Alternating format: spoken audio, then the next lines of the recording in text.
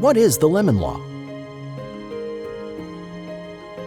The Lemon Law is a law designed to help if you're having problems with your vehicle.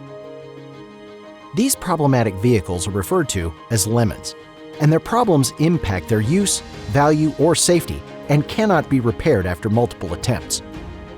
Here in California, the Lemon Law applies to both new and certified pre-owned vehicles and includes a wide range of vehicles including cars, trucks, SUVs, RVs, and motorcycles.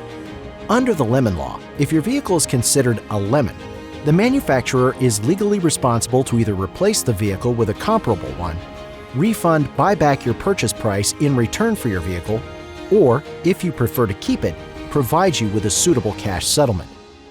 If you feel like your car's a lemon, we can help. We can review your case for you, confirm whether or not you have a case we'd take on, and file a lawsuit against the manufacturer on your behalf. Fortunately for you as the consumer, California law requires the automobile manufacturer to pay for the legal fees related to bringing a Lemon Law claim. This is how the Lemon Law helps us provide our services to you with no upfront cost. We can ensure you are treated fairly and help you receive the maximum compensation and relief under the law.